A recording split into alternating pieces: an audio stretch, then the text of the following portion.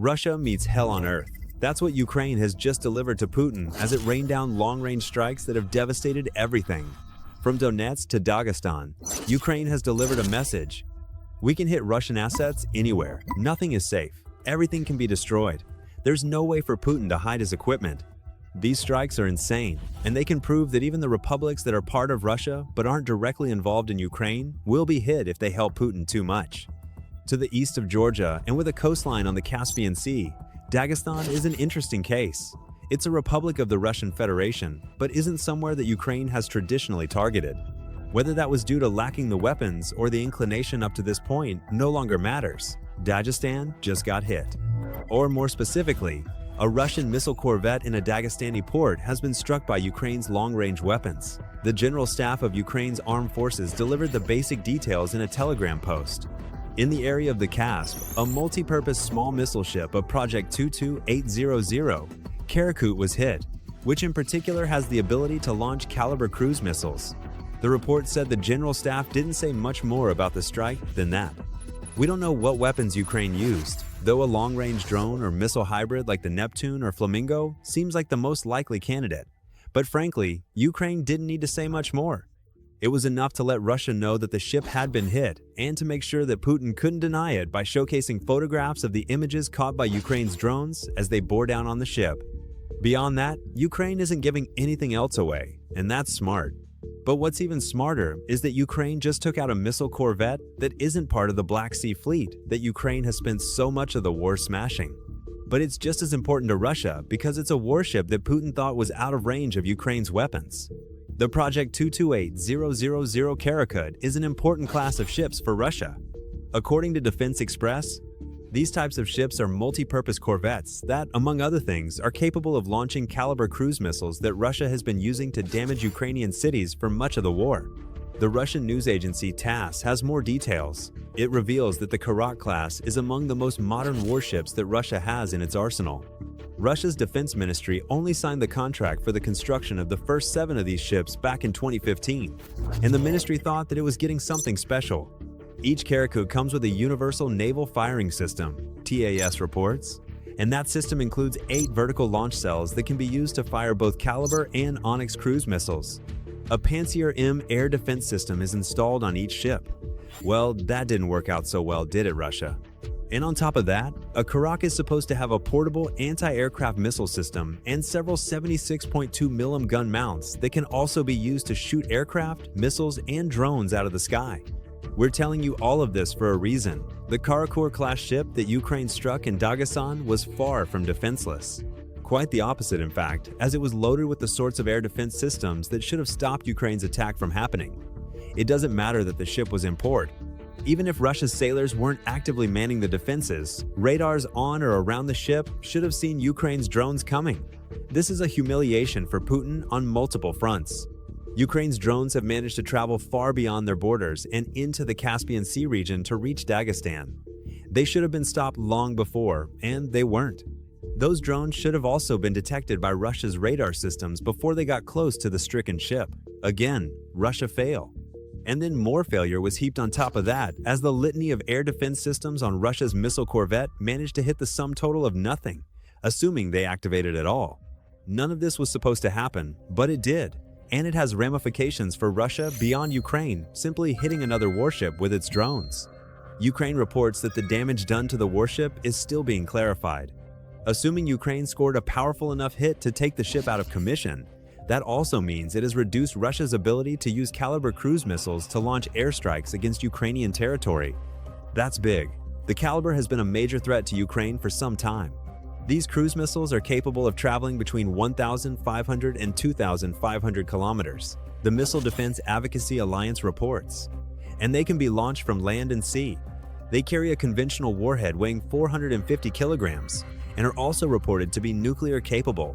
That alone is a problem for Ukraine. The fact that Caliber missiles have hit Ukraine many times in the past, as far back as November 2024, when PRAA reported on them being launched from the Black Sea, is amplified by the knowledge that any one of those missiles could contain a nuclear warhead. Don't underestimate the psychological impact that has. Putin is unpredictable and more than happy to throw around nuclear threats. While it's unlikely that he would follow through, as over 4 years of the Ukraine war shows us, there is always a chance. At least there is a chance if Russia's nuclear warhead delivery vehicles can launch. Ukraine believes it's taken one of them out of the equation. Caliber missiles are also dangerous because they can be launched from small warships like the Carrot class. The smaller the ship, the more likely it is to sail under the radar, and the harder it is to hit back. Ukraine just overcame all of that. Somehow, it knew where Russia's missile corvette was, and it managed to score at least one direct hit with its drones. It's impressive. It highlights that Ukraine's intelligence network penetrates as deep as its drones. And Putin will be scratching his head trying to figure out what he can do to stop Ukraine from learning so much about Russia's supposedly hidden military assets. He can't do much, but that's the least of Putin's problems. As impressive as Ukraine's strike in Dagestan is, behind it all is a far larger issue that Putin never thought he would have to deal with. The naval battle between Russia and Ukraine is taking a dark new turn from Russia's perspective, and it means that the Black Sea isn't the only arena that Russia has to worry about. The Caspian Sea is now in the equation, and it's just the start. Everything is changing on the naval front, and this strike is just one example. And that sort of thing is exactly why we make the military show, to explore how power really moves and how battlefields can change when new technology comes to the fort. If you're new to the channel, hit subscribe so you never miss a video. Russia hasn't done well against Ukraine on the naval front. When Putin launched his invasion, the Black Sea was supposed to be Russia's domain. That was an easy assumption to make. The fearsome Black Sea Fleet was supposed to dominate the waterway that gave the fleet its name, especially as Ukraine has no real navy to contend with it. Of course, in 2026, we know that hasn't happened. By March of 2024, about a third of the Black Sea Fleet had been taken out of commission by Ukrainian missile and drone strikes. Today, the balance of power in the Black Sea has changed completely. Russia's fleet is functionally useless, having been reduced to doing little more than launching missile strikes after withdrawing from its headquarters in Sevastopol to Novaes. The Black Sea certainly isn't safe, but it's also not the war-winning passage from illegally occupied Crimea into Ukraine that most assumed it would be. Still, Putin could handle the loss of power in the Black Sea. It wasn't ideal, but Russia can still transport plenty of troops and equipment into Ukraine via other channels. And though the Black Sea Fleet was taking a battering, Putin could at least console himself with the belief that Ukraine wouldn't attack ships outside of the Black Sea. That is all changing, and that is a big problem for Putin. Ukraine certainly hasn't forgotten about the Black Sea. Just a few days before the drones flew into Dagestan, Ukraine struck a pair of Shadow Fleet tankers in Novosibirsk to remind Putin the once mighty Black Sea Fleet has no pull in the Black Sea anymore. But Putin's major issue is that Ukraine has expanded the scope of its naval campaign to the point where it's no longer constrained by a single body of water. Taking out a Russian missile corvette in the Caspian Sea is proof of that, but it's far from the only example of Ukraine's evolving naval strategy. In the last 6 months, Ukraine has been on a long-range tear, taking out Russian warships and Shadow Fleet tankers as it goes. Back in December, Ukraine scored its first hit against a Russian tanker in the Mediterranean Sea as it caused critical damage to the Kindle in an attack that occurred over 2,000 kilometers away from Ukraine. A few months later in March, Russia accused Ukrainian drones of sinking a liquefied natural gas tanker in the Mediterranean. The Arctic Metagars was struck somewhere between Libya and Malta, and rumors abound that Ukraine has set up several bases in Libya that allow it to counter Putin's attempts to use the Mediterranean for safe passage of his shadow ships. And on May 3rd, another of Russia's Karakut-class missile ships, along with a patrol boat and yet another Shadow Fleet tanker, was struck in a Ukrainian airstrike at the Primorsk port in the Leningrad region. That's a Baltic seaport, so it shows that Ukraine is casting its net wider to both the east and the west. We gotten used to talking about Ukraine taking out ships over and over again, but even we didn't expect to be delivering these reports primarily about vessels that were outside of the Black Sea. Putin didn't expect it either. And he certainly isn't getting to grips with the fact that Ukraine has become a long-range powerhouse that can strike Russian ships anywhere within 2,000 kilometers and sometimes even further from the battlefield of the war that he started. None of Russia's ships are safe anymore. Even when Ukraine doesn't have drones that can strike ships, it's setting up bases in far-flung countries to cut the distance that its drones need to travel. We're seeing the evolution of Ukraine's long-range campaign in real time, as a nation that was once a minnow on the deep strike drone front is now matching Russia step for step. Par has already been achieved. Now Ukraine is taking the lead. But before we dig deeper into that, you didn't think that Ukraine stopped at taking out a missile corvette in Dagestan, did you? Of course, Ukraine had a lot more in the tank. It's become a feature of Ukraine's long-range strikes that they involve taking out multiple targets in a single night. And Ukraine's focus was split between Dagestan and the middle, range ground of the occupied territories. In the Luhansk region, which is part of the Donbass and is a region that Russia has practically captured from Ukraine, the drones were flying. Ukraine's pilots scored a direct hit against a Russian command post in Sivka, which will limit Putin's ability to push his troops forward from Luhansk and deeper into the Donbass. Assaults will still happen with that command post taken down. Putin doesn't care about the meat he sends to the slaughter, but those assaults will be uncoordinated and chaotic, making them easy pickings for Ukraine's drone-infested kill zones. Also in Luhansk, Ukraine took out an ammunition depot in Kachivka and a storage facility in Smolyanova. We don't know what that facility held, but it was likely supplies that support Russia's logistics and frontline supply chains. The ammo depot likely held artillery shells that Russia uses to batter Ukrainian positions as part of its assaults. So, great news for Putin's size on the Luhansk front. Command posts are being shattered, and now they don't have the ammo or supplies they need to fire back against Ukraine. We guess that all they have left is to run headfirst into the kill zones. Everybody knows how that will turn out. To complete its devastating series of attacks in the Donbass, Ukraine also took aim at Donetsk near the settlement of Yasna. Ukraine's middle-range drones took out a command and control point used by Russia's drone operators. The irony is delicious. Taking out a drone command post using the very type of weapon that the people in that post control is the sort of revenge strike that everybody in Ukraine can get behind. And just for good measure, Ukraine also completed a strike against a concentration of Russian personnel in the Dova area of Donetsk as well as in the Zaporizhia region. At least Luhansk has been left with some soldiers for its assaults. Elsewhere in the Donbass, it's soldiers themselves who are being taken out before they even get close to approaching the front lines. Putin's rear is sore, his missile corvette is hit, and the occupied territories are pockmarked with Ukrainian drones. And all of this is emblematic of a new approach to the long-range game that Ukraine instituted in 2026 that has been utterly devastating to Russia. Ukraine's long-range strikes are nothing new. It's been launching drones and missiles into Russia and the occupied territories for years. Going as far as Dagestan and places like the Mediterranean Sea is one of the new aspects that Ukraine has added into the mix.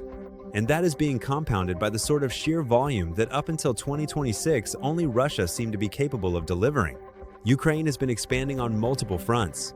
Its long-range arsenal is now larger and less reliant on Western tech than ever before. Don't get us wrong, Ukraine still receives the likes of Storm Shadows and ATACMS, and it will happily use them whenever it has a chance. But a new generation of middle drones is making attacks like those we saw in the Donbass possible. An enhanced production of drones and missiles means that Ukraine can now extend its scope, particularly in its naval campaign, into areas far beyond what anybody thought would be possible. David Kirichenko of Forbes says that Ukraine's expanding capabilities may define the next phase of the war as we head deeper into 2026. And it's hard to argue with his point. He points out that Ukraine's Flamingo drone missile hybrid had already struck plenty of targets with precision at distances up to 1,400 kilometers by March, and it's only been going deeper since. What were once long-range strikes carried out using small drones that lack firepower are now deep attacks carried out by much larger drones that deliver hundreds of kg of explosive fury to their targets. The Russian warship in Dagestan just found that out the hard way. And Ukraine's ramping up of its long-range strategy shows us that the nation views precision strikes in the near and deep rear to be the decisive aspect of the war. That's why we're seeing the sort of sustained campaign that leads to Ukraine doing things like taking out a warship in Dagestan, while also hitting targets in its own occupied territories. Hit Russia often and hard enough, and the cracks will start to show. The military and psychological rewards are already prevalent. In the case of the latter, Putin was so terrified of Ukraine's drones and their potential that he stripped down Russia's May 9th victory parade. So the version running through Moscow's Red Square would contain no military equipment. Putin also begged for a ceasefire, which in itself was an acknowledgement of Ukraine's ability to strike almost any target inside Russia, and many targets outside of the motherland as and when it wants. At the last minute, Ukrainian President Vladimir Zelensky delivered the ultimate insult to Putin by telling him that Ukraine would permit him to hold his little stripped-down parade. Another humiliation to add to the pile for Russia's weakening leader. The numbers now tell the story when it comes to long-range drones. Since August 2024, Ukraine has gone from severely trailing Russia on long-range drone strikes to overtaking its enemy. In that August, Ukraine launched 1,000 drones at military targets. By July 2025, the number had risen to 3,000, triple the strikes carried out almost a year before, but nowhere near the amount of drone attacks that Russia carried out. Then we get to March 2026, and the story becomes Ukraine shooting into the lead. Russia reported downing 7,347 drones in March, while Ukraine said it faced 6,462 Russian drones during the same period. This is a turnaround for the books, and it's the exclamation point on the statement that Ukraine's long-range campaign is bigger, better, and stronger than ever before. Now from Dagestan to Donetsk, Ukraine's drones are flying. And it's not just they're flying, they're hitting their targets. Putin is terrified of what that means. The May 9th victory parade is proof of that. And you could even say that Ukraine taking out a missile corvette in Dagestan was just his way of letting Russia's leader know that it could have easily hit Moscow at any point during that parade. Did Putin want his ceasefire? Fine. He can lose a warship and deal with the occupied region getting pelted instead. Ukraine has built the best security guarantee it ever could have had. It just pulled off something insane in Dagestan. And as another of his warships burn, Putin has left a cry over the fact that Ukraine can now hit anything, anywhere that might be important to Russia. There will be no sympathy from Ukraine, only more drones until Putin finally gets the picture. And due to its evolved deep strike strategy, Ukraine is even forcing Putin to lose his grip on the illegally annexed Crimean Peninsula. Another wave of strikes, which took out everything from radar sites to Iskander missile bases, is reshaping the Crimean battlefield. A ground invasion won't even be needed to liberate Crimea. And you can find out why by checking out our video. And if you enjoyed this video, remember to subscribe to the Military Townsend to see more of our coverage of how Ukraine keeps on sticking it deep into Russia's rear. And thank you for watching.